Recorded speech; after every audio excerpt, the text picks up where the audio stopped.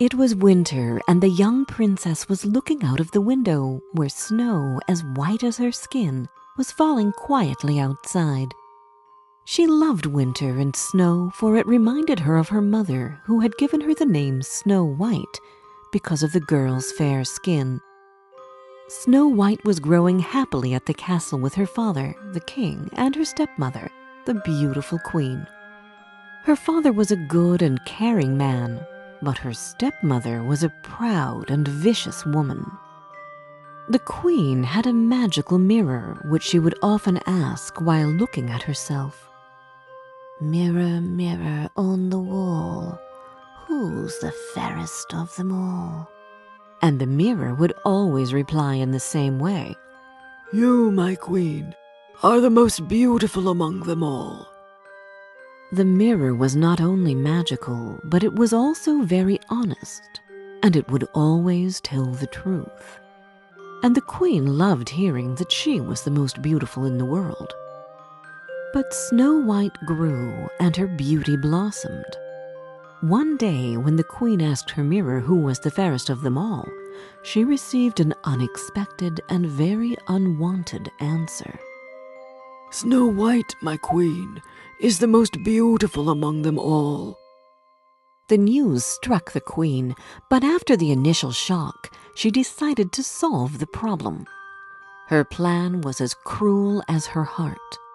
The vicious woman called her guard and ordered him to take the girl to the woods, kill her, and take the heart back to her as a proof. The guard took Snow White to the woods, following the queen's orders. He was a brave warrior and an honest man, but he was not cruel. When they went far enough, the guard told her to run away. His good heart just didn't let him kill Snow White. On his way to the castle, the guard killed a wild pig and took its heart to show the queen. Happy to hear that Snow White was dead, she hurried to her mirror and asked, "Mirror, mirror on the wall, who's the fairest of them all?" "Snow White, my queen, is the loveliest among them all." Saying that, the mirror showed Her Majesty that the girl was still alive. That Snow White's stepmother was vain and vicious was well known. However, no one knew that the queen was capable of certain magic too. So when she heard the news, she waited no more, but decided to kill Snow White on her own. At the time, Snow White wandered alone in the woods until she came to a small cottage. It looked so unreal with its tiny windows and small door and chimney. "I wonder who lives there," Snow White said to herself, and entered the house. Inside, everything was just as small as the house itself. The table was set for 7 people, and Snow White was hungry. Therefore, she decided to have a bite of each meal and a sip of each cup so that she didn't leave anyone without a meal. When she was done eating, Snow White went to the bedroom and tried a couple of beds before she fell asleep on one of them. It was not long before the house owners got home. They were 7 dwarves who worked in the mines every day. What a surprise it was for them to find someone entered their house and was now sleeping on one of the beds. The dwarves let her sleep. When she woke up, Snow White told them her story. When they heard all that she had to tell, the dwarves gathered for a meeting. They decided to let her stay and live with them. The next day, they left for work and warned Snow White to be very careful and not to open the door to strangers. At that time, the queen had been preparing the next evil plan to kill Snow White. She dressed herself as an old woman, took a poisonous apple which she had prepared herself, and set off to find Snow White. "Sweet apples I have, milady. Won't you buy some?" The queen asked Snow White when she found the dwarves' cottage. "My landlords told me not to open the door to strangers," the girl said.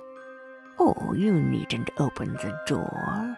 Here, try this big red apple," the queen said, and gave Snow White the apple. When Snow White bit the apple, she fainted on the floor, lifeless, and the queen ran away. When the dwarfs found her, they thought she was dead. They tried everything they could to save her, but they couldn't bring her back to life. The dwarves cried and wept for days.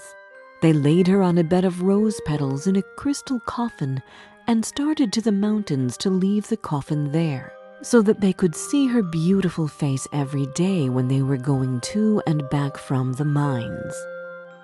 On their way to the mountains, a stranger met them. He was riding a beautiful black horse, and when he saw Snow White, he fell in love with her. "Where are you going with this beauty?" he asked them, and they told him that they were going to the mountains to lay the coffin there, so that they could go and visit Snow White every day. Then the stranger, who was a prince, suggested, "Let me help you with this. You can put the coffin on the horse's back." The dwarves lifted the bed of roses and all started for the mountains. On their way, the horse stumbled over a bump, and at that moment, Snow White coughed out the poisoned bite. When she woke up, the prince and the dwarves couldn't express their happiness.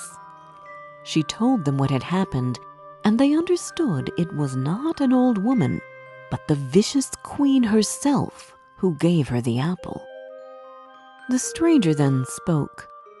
"My princess, if you become my wife, I will protect you day and night from your stepmother."